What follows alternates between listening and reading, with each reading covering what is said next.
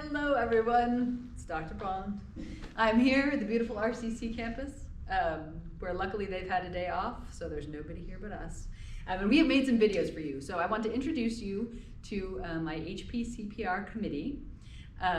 They have been a group of people from a bunch of different agencies who have worked together with me over the past few months to really hammer out how we want to do high-performance CPR in the Valley. The idea being that we're going to have defined roles that are the same for every agency, so no matter who you end up on scene with, you know just what to do.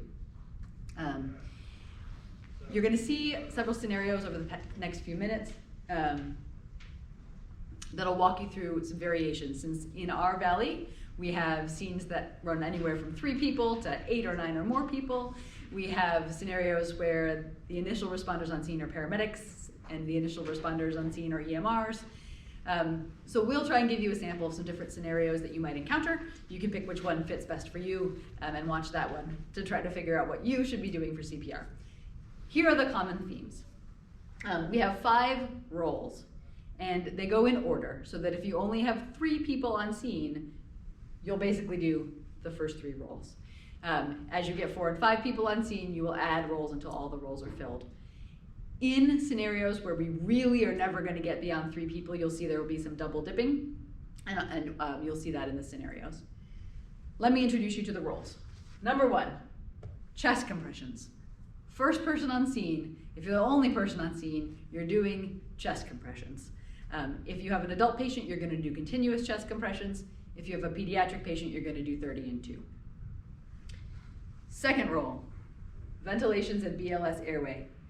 BLS saves lives, and you'll see that in these scenarios, there's a little bit of a focus away from doing immediate ALS interventions and toward doing BLS interventions in the first few minutes until we have additional responders who can really help complete those ALS interventions.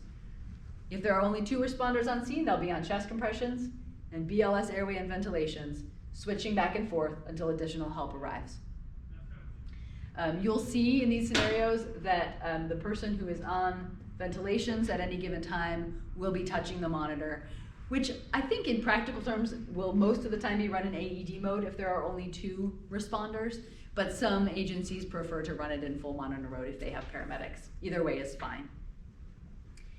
If there's a 3rd person on scene, that person is the team lead. And this is really, I think, a little bit of a different concept for our Valley. In most of the codes we run, there is a team lead, but often that person is getting involved in ALS tasks. I really want this person, after an initial dose of epinephrine is given, I really want this person to stand back, run the code, and not engage in any tasks. So this person may not be the ALS provider on scene. This person may be a BLS provider, and that's okay, as long as you're training this person to be comfortable doing that role. When you have additional people, the next roles are IV and meds. The last thing we do is going to be advanced airway.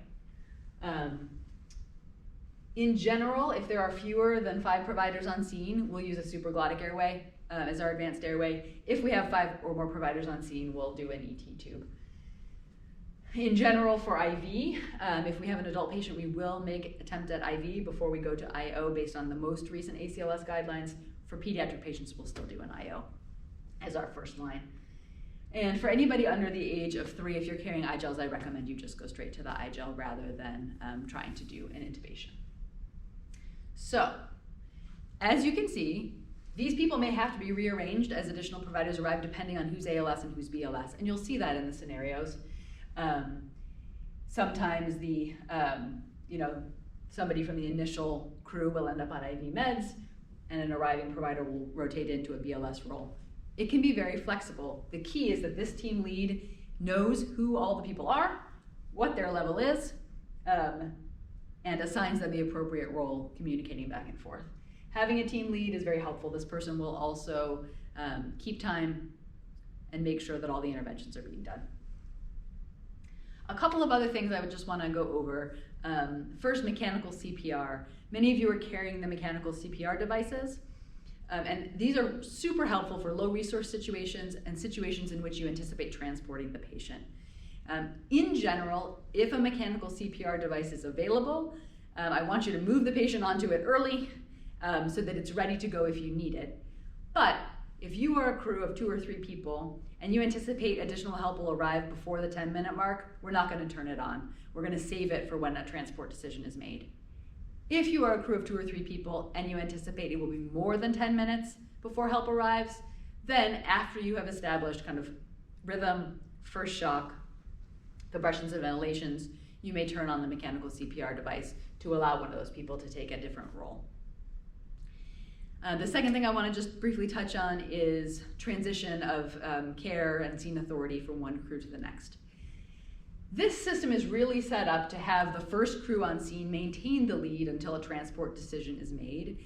And in most cases, I think that's a reasonable expectation. There may be times when the first response crew really doesn't want to maintain that lead, and that's fine. There may be times when they do, and it's appropriate, and that's fine also. My expectation is this. When the transporting crew arrives on scene, whether they're first or second, it is theoretically their scene and their responsibility. However, if the transporting crew is the second to arrive on scene and a good rhythm with a good lead is already in place, ideally that transition will be delayed a few minutes until ROSC is achieved or until there's a very stable rhythm. And you'll see that in the scenarios. When the additional arriving providers come to the scene, so the second on scene or third on scene, my expectation is that you say, I am so-and-so and this is my level, so I'm Dr. Bond, I'm a physician. What can I do to help you? Do you want to maintain lead? I want you to use all those words, who you are, what your level is, do you want to maintain lead, how can I help? Those things will set the stage for the conversation that comes next. If the first response team wants to give up lead, they will say, yes, we are in PEA, we have given 3 rounds of epinephrine, I would like you to take lead, may I stay on IV meds? Great. Now the lead provider knows where it is and can take over. On the other hand, if there's a team that's very comfortable with how the scenario is going, they've established roles, they will say, yes, I would love to maintain lead, would you please go to IV meds and advanced airway, and let me tell you what's happened so far. Then, when it comes time to make a transport decision one way or the other, or to call the code, those 2 providers, the transport provider and the lead, will get together, talk about the transition of care at that time and have a formal transition. Again, you'll see that in the scenarios. We will have maps of the scene, so I think it's really helpful if these things are in these places on every scene, more or less, space allowing. Airway bag over here for the airway person, monitor here, med bag here for the med person, team lead down at the foot. That way, when people are walking into a scene, they know physically where to go as well as know their role. And you will have in your protocol book when it comes out this summer, you will have maps depending on the number of providers, and you'll have kind of a flow for what we do in different scenarios. So hopefully that's clear as mud. I don't have a script for this, I'm just rambling, so hopefully I got everything. And let's move on and look at some scenarios. Okay, so the problem with not having a script is that you sometimes forget something you want to say. So I just want to add a little bit of clarity around the scene authority.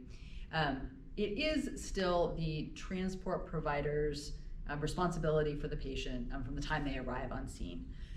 In general, as I said, these scenarios should be flowing smoothly and the transport provider does not need to take lead right away. But if there is a scenario in which, as a transporting provider, you come second to a scene and feel that something's not running smoothly in the resuscitation, you may at any time say, I have a concern about X, I would like to take lead. And the expectation at that time there will be a civil and immediate handover of care. That may not always feel good on both sides, but I hope that you will remain professional in that moment, hand over the care, and then talk about it later. And if either of you has a concern at any point about something that another crew is doing or not doing, please just in a really gentle way, offer some correction. So again, most of the time I think these are going to run smoothly and that transition won't be a problem. But if you as the provider coming onto the scene or the transporting provider and you see something that's really not going well, say, hey, I have a concern that we don't have the monitor on the patient yet. I'd like to take over lead. Please just give me a report and be professional. So thank you.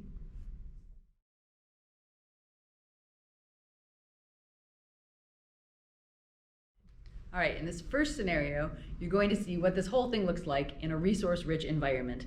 So you're going to have a crew of 3 that comes in with an auto pulse. They're going to put it on early, but they're not going to start it because they anticipate that a second crew is going to arrive within 10 minutes. You'll see that when the transport team arrives, there's a quick handoff report. The first response team maintains the lead and assigns people to their roles. And once ROSC is achieved, 2 things happen. The handoff conversation begins, and you'll see that they stay on scene and make sure that their vital signs, oxygenation, ventilation, circulation are stabilized before they move. So let's have a look, see how it goes. And just keep in mind that for these scenarios, because it's a training environment, we may not always be in appropriate PPE.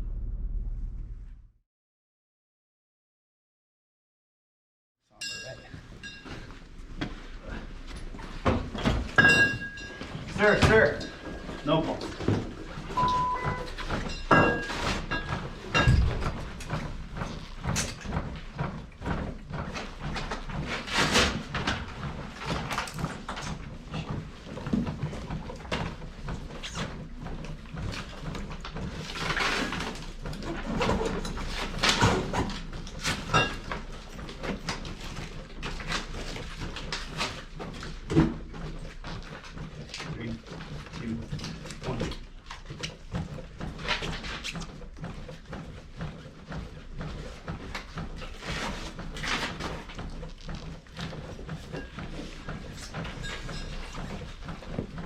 I'm ready to lift. Okay.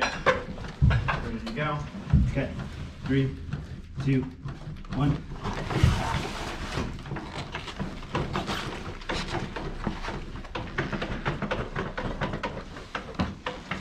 Alright, we're in V-fib, pre-charging at 120. Got a good pulse with compressions, Matt. And a hover shot compress. Okay. Hover, no pulse, compress.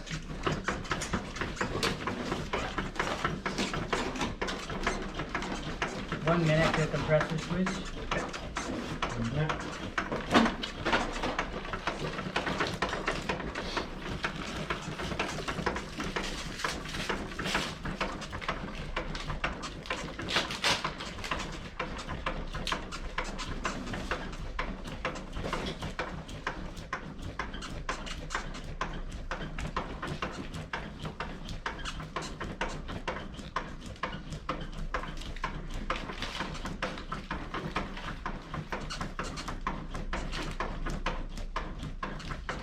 Thirty seconds.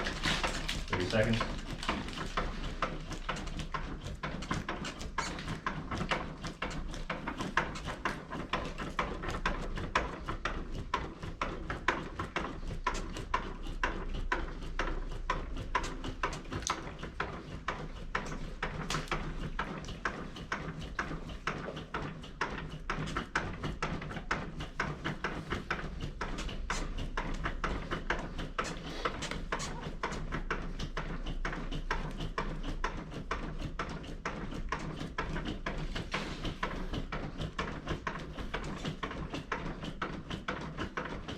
Alright, we're gonna charge to 150. Alright, good pulse with compression. We're in V-fib. We're gonna do a switch shock compress. Okay. 3 switch. No pulse, stop compression. Compress.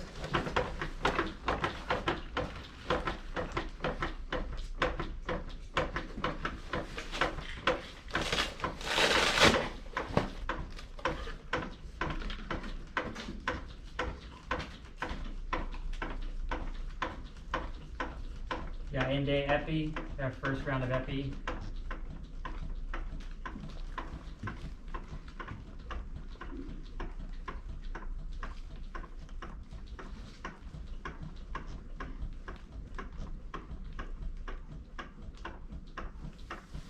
Okay.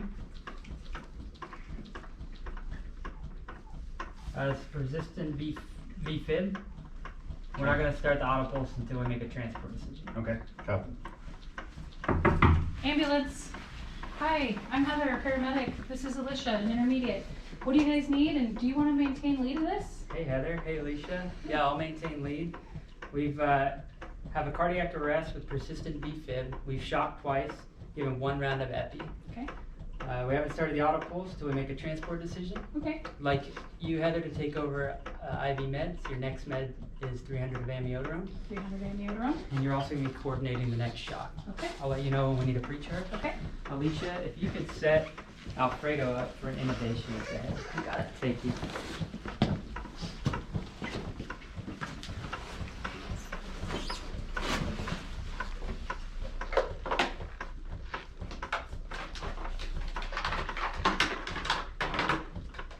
We're 30 seconds from a rhythm check and a compressor switch.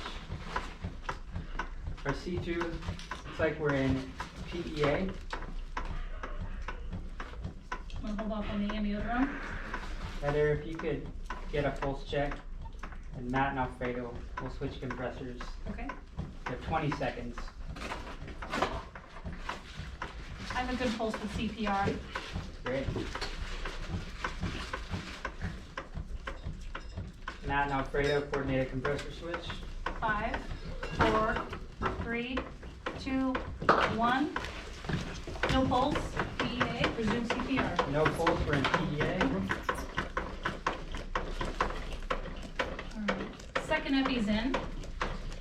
Got our second epi in and code mark.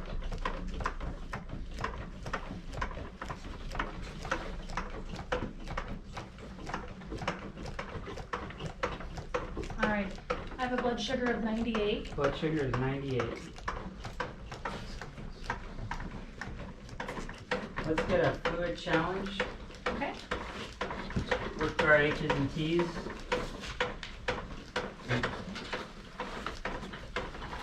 We have blood sugar is adequate. Alfredo secured an advanced airway.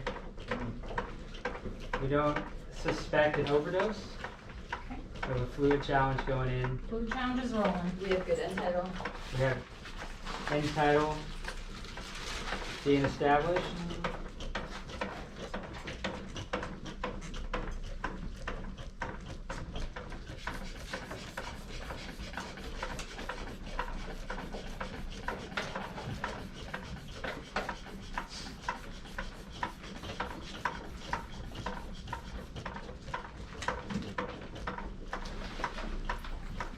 Alicia, we're going to have you take over compressions.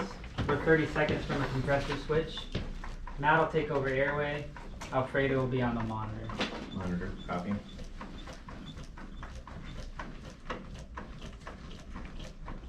$20 to a compressor switch.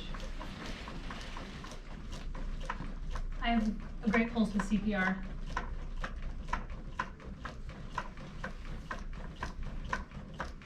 Alicia, coordinate a switch. 5, 4, 3, 2, 1. I have a pulse. Stop CPR. All right. We've acquired Ross. We have a good crowded pulse. Does that match what's on the monitor? Good crowded pulse that matches what's on the monitor. Great. Alfredo, can you get me a full set of vital signs, including end title? Heather, your next drug is going to be push dose epi once we know what our blood Push those pressure epi. is. Okay, we'll get that started. You can draw that up. Okay. Okay. Pulse of 110. I got BP 88/60, and end title is 27. Great. Those vital signs sound good. Do we have a SAT in place? So SPO2. SPO2 is I have the push dose epi ready. Great. Would you like me to give it? Yes. Okay, how much would you like me to give? I don't know. 1 mil? 1 mil. Sounds good. Alright, 1 mil of push dose epi in.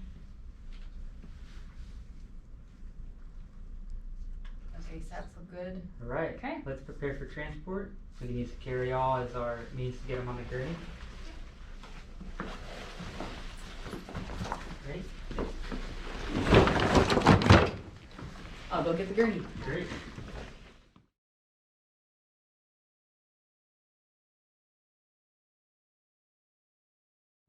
In this scenario, there are only 3 total providers. So unfortunately, this is going to be the scenario in which all those beautiful roles cannot be filled.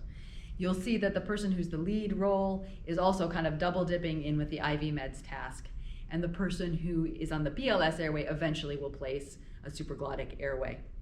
This is not the ideal scenario, and in real life, if you have law enforcement or trained bystanders that can rotate into the compressions role so that you can really have a hands-off lead, that's ideal. Once again, we'll use a supraglottic airway instead of an ET tube because we're in a low resource situation.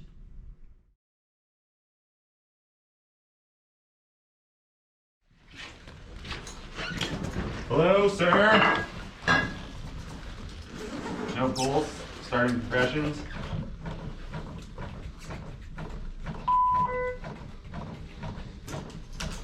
1, 2, 3.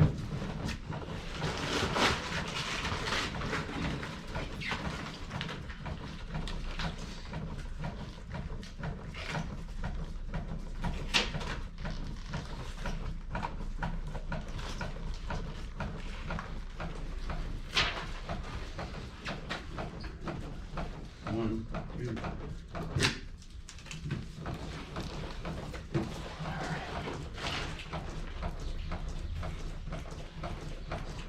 We have PEA, continued compressions.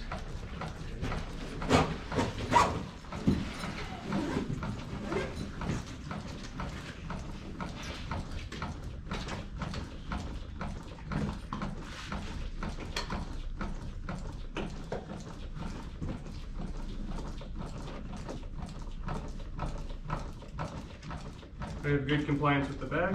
Okay, we're at 1 minute.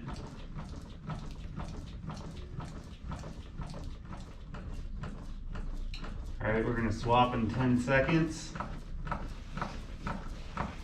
One more breath. You ready? Mm-hmm. All right, swap. Let's check. No pulse.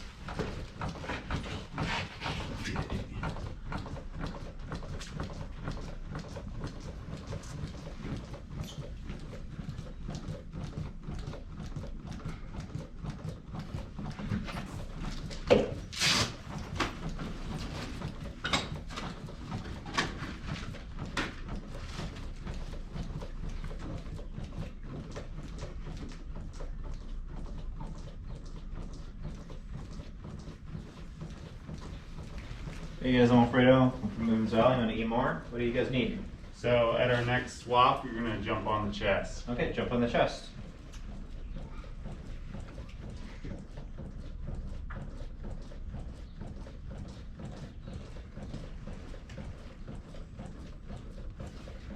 And if you could grab his IV roll for him. We have 1 minute until we swap.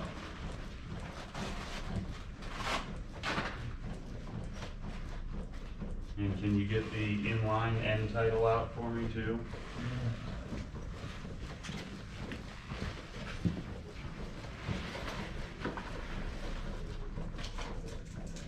Perfect.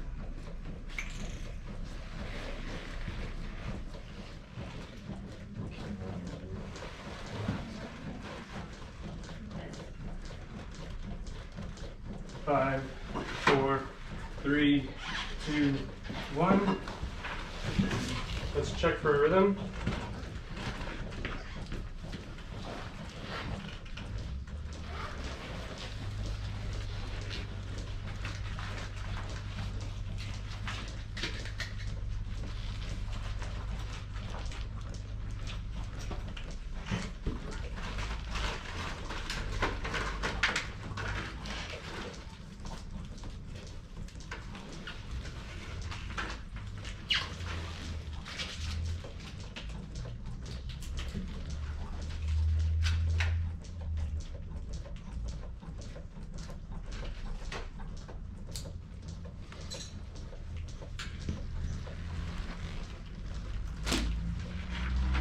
IV is established.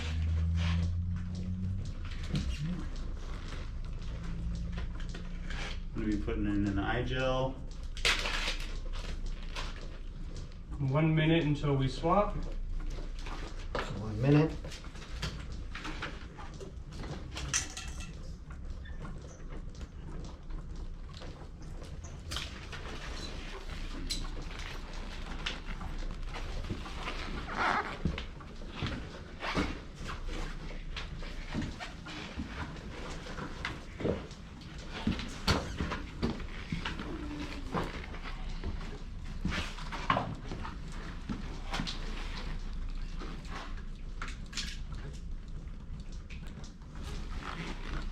fluids are running. My gel's in place and secured. 15 seconds until swap, Jesse. Still has good lines.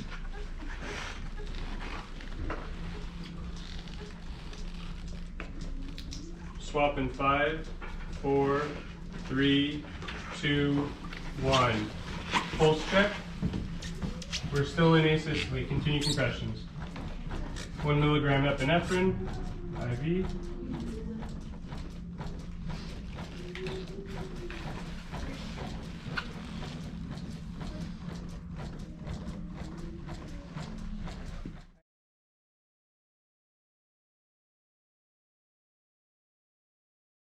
In this scenario, you'll have two providers that do have an auto pulse device with them. So they will initiate the auto pulse after about 4 minutes of manual CPR, anticipating a delay until additional help arrives.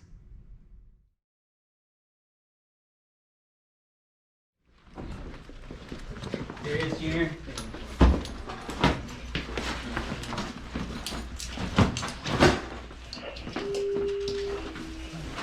Hold. Ready to move?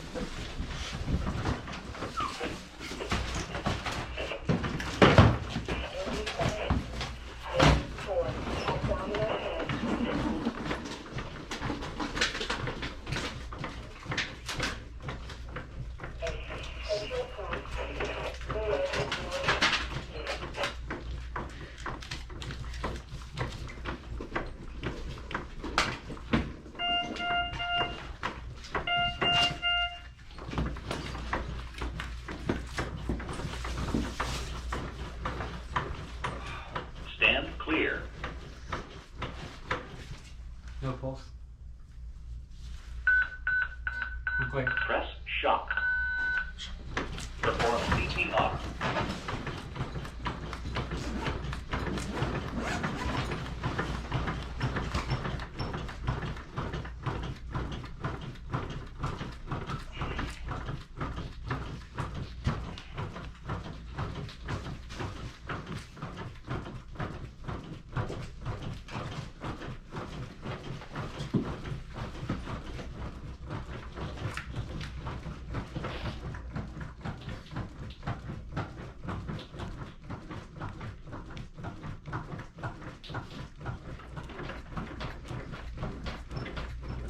$30 seconds till we switch.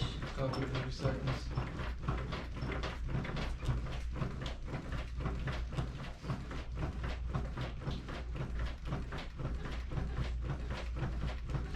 At 10 seconds if you want to get in position. Copy, 10 seconds.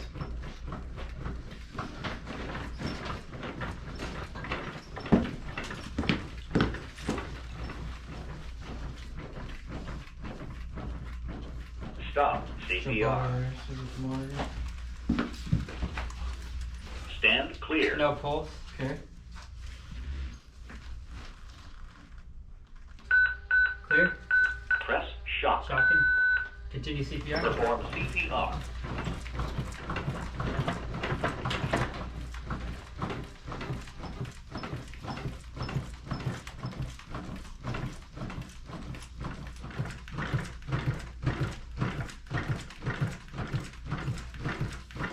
$30 seconds till analysis. I'm gonna get the auto pulse started Copy. in 4 minutes. Alright.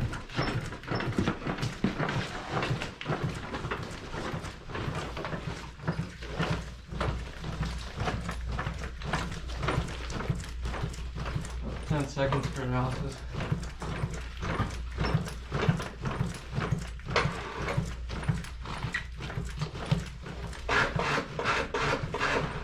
Stop CPR. No pulse. Stand clear.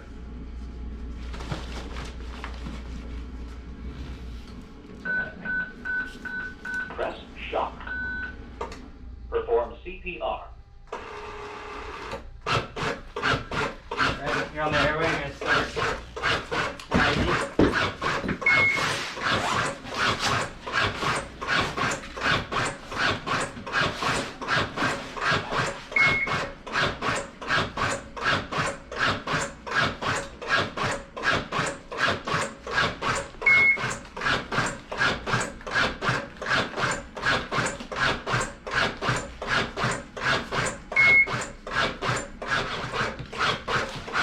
Hey guys, I'm Tom. I'm a paramedic. I got to use the EMT.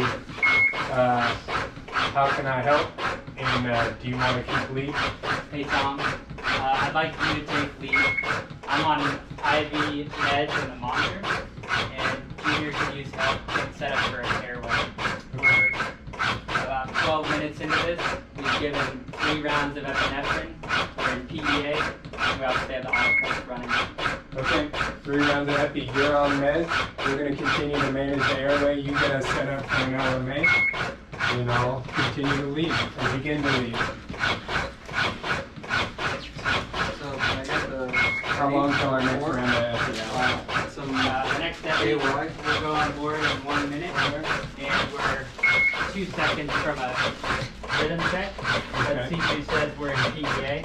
Okay. Stop. Doing a No rhythm pulse? check, y'all. Continue the CPR.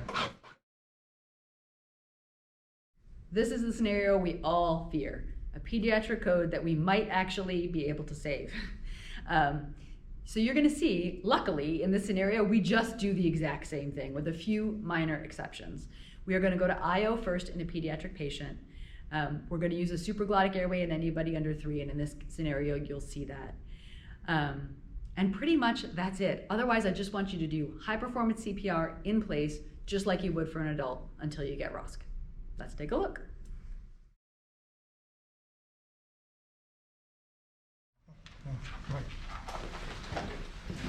Your pulse. Hello, hello. No pulse. Pulse. Compressions.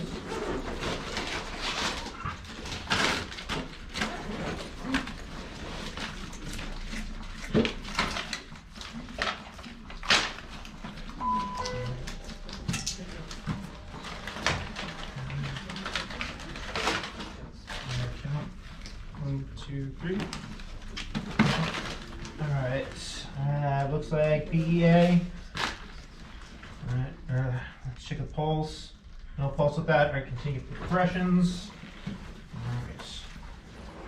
So for an IO. And hit 30. Gotta have you guys switch. Mm-hmm.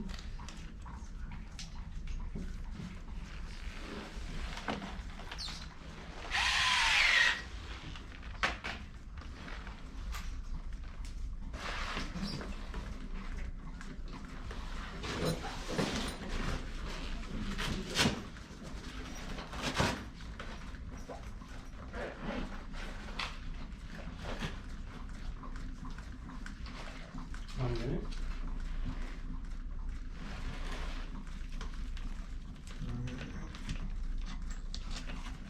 Sharp.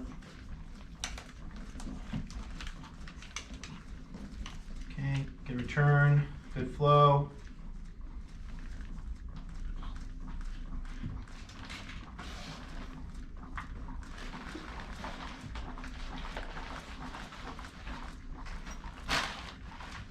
Thanks. 30 seconds, guys. Alright.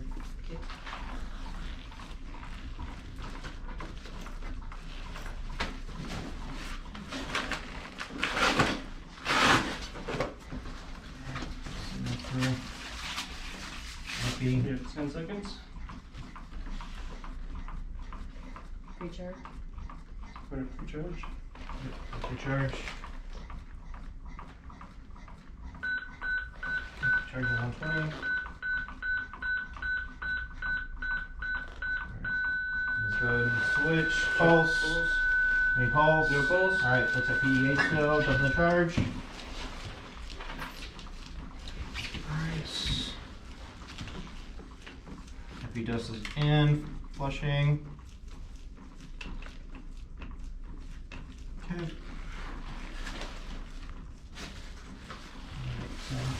In a minute 30, we'll switch.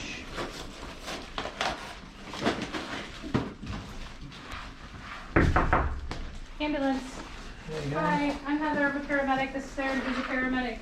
Okay, What do you need? And Heather when would did you take over meds Okay. and to help set up an iGel. Absolutely. We'll do the switch in about a minute. We're working on epi. Epi, Okay. yeah, just gave one epi. Okay.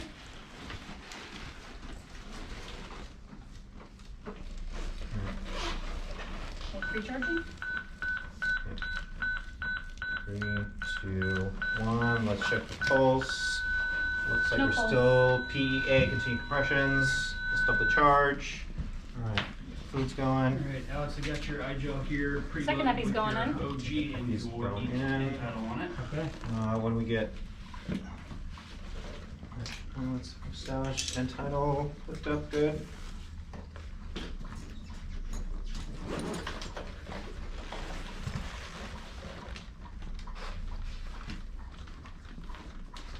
Okay, end title's connected. Running. Okay. All right, good end title. Alright.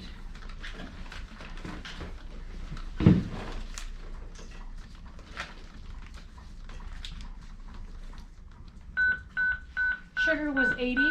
80, sugar 80, copy. All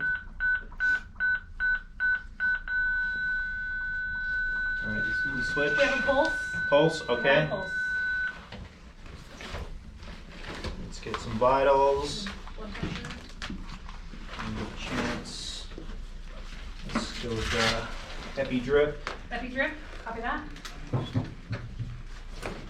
Still getting good compliance on that bag there. Alex? Yes. All right. Okay. Okay. Taking the blood pressure now. Okay. I just want to give credit to everybody who has participated in this project. It's been a big project. People have really put in a lot of time and effort, and I appreciate it so much. My core group is Tylese Swanson from Applegate, Alex Cummings from Fire District 3, Eli Champagne from Medford Fire and Rescue, Alfredo, I'm going to say your last name wrong, Akida? Something like that, from Ashland, Matt Helliker from Fire District 5, Aaron Paywall and Heather Sandberg from Mercy Flights. Have been there really the whole way through. And we've also had great participation from Chad LaFlamme from D3, Rob Strunk from Ashland, Aaron Bustard from D5, Matt Cruz and Kyle Humphrey from Mercy Flights, and then Jesse Kalman and Nate Adair from Rogue River. So it has been a true team effort. Tylese and her husband Andy have also done all the filming and video production for this, so I am super grateful to them for that. So thank you everybody. This project is awesome. Go forth and resuscitate. It's going to be great.